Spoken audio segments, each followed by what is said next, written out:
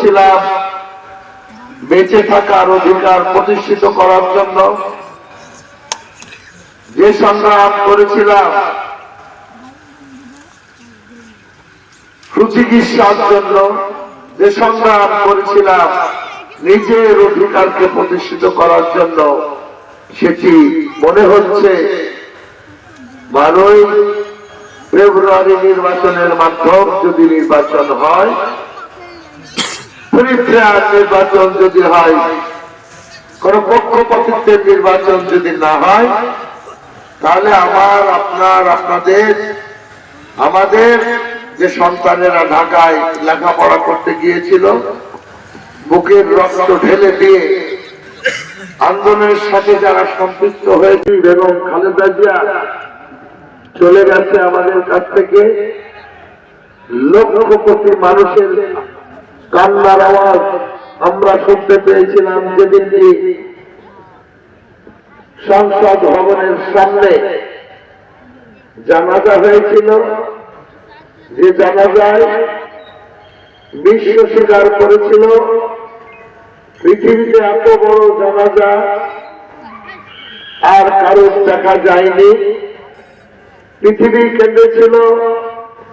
আপনারা জানেন, প্রায় মুসলিম দেশ থেকে, অমুসলিম দেশ থেকেও রাষ্ট্রদূতরা এসেছিলেন তার জানাজায় শরীক হওয়ার জন্য। তাহলে বন্ধুরা, কত বড় মাপের নেতৃত্ব দল আমরা করি, যার কথা বলতে গেলে আমাদের বুক ভরে যায় গর্বে। গর্ব চলছে, ভোটকে মেকানিজম করার ষড়যন্ত্র চলছে, সেইগুলোকে প্রতিহত করতে হবে আপনাদের আমাদের। আর যে ষড়যন্ত্র, সব থেকে বড় ষড়যন্ত্র চলছে, মহিলাদের কাছে বেশ টিকিট বিক্রি করে ক্ষমতায় যাওয়ার ষড়যন্ত্র চলছে। আপনারা বাড়িতে যে শুয়ে থাকলে তা প্রতিহত করা সম্ভব। আপনারা প্রতিদিন 4টি বা 5টি দলকে রূপান্তরিত করে নির্বাচন পরিচালনা কমিটি আপনারা তৈরি করেছেন। সেই নির্বাচন পরিচালনা কমিটির মানুষদেরকে দিয়ে পাড়ায় পাড়ায় 8 জন 10 জন করে যে গ্রুপ আপনাদের তৈরি করবেন, সেই গ্রুপকে দিয়ে প্রতিদিন অন্তত রাত 12টা পর্যন্ত পাড়ায় পাড়ায় যে ভোট দিচ্ছেন, আপনারা সোচ্চার হন, তদারকি করেন। গ্রাম পর্যায়ে যে সমস্ত ভাইরা নির্বাচন পরিচালনা কমিটিতে অংশগ্রহণ করেছে, নির্বাচন পরিচালনার কমিটির মধ্যে অন্তর্ভুক্ত হয়েছে, তাদেরকে দিয়ে এই যে সামান্য কয়েকটি দিন আছে, সেই কয়েকটি দিন নির্বাচনের কার্যক্রমটি শুরু করেন। ইতিমধ্যে আপনার দল, আমার দল, আমাদের কাছ থেকে লিস্ট নিয়ে ঢাকাতে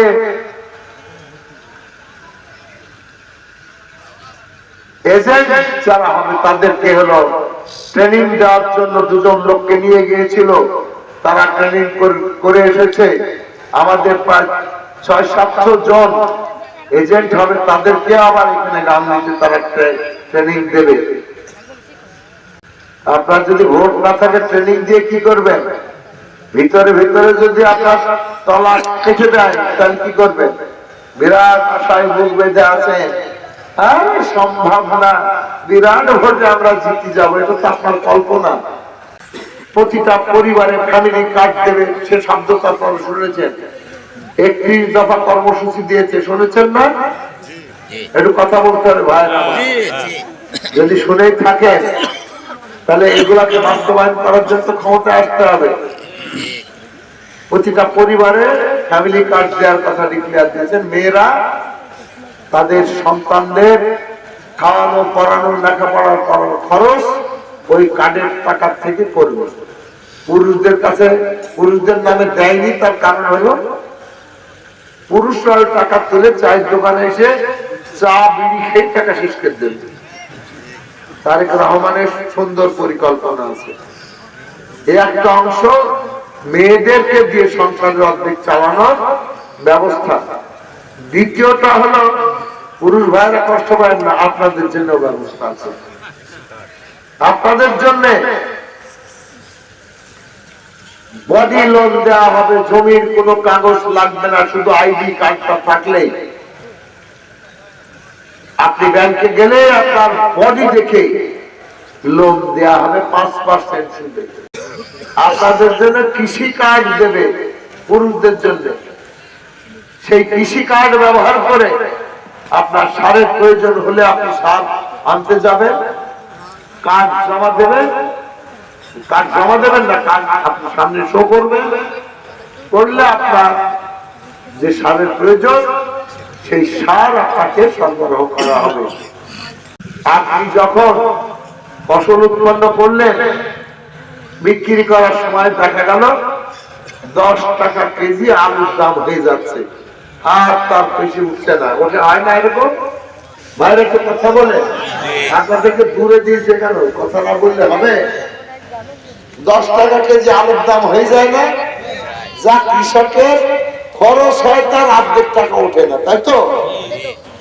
সেই সমস্ত কারণে প্রতিটা ইউনিয়নে একটি করে কোল্ড স্টোর তৈরি করবে আমাদের, মানে বিএনপি সরকার রাষ্ট্র ক্ষমতায় গেলে।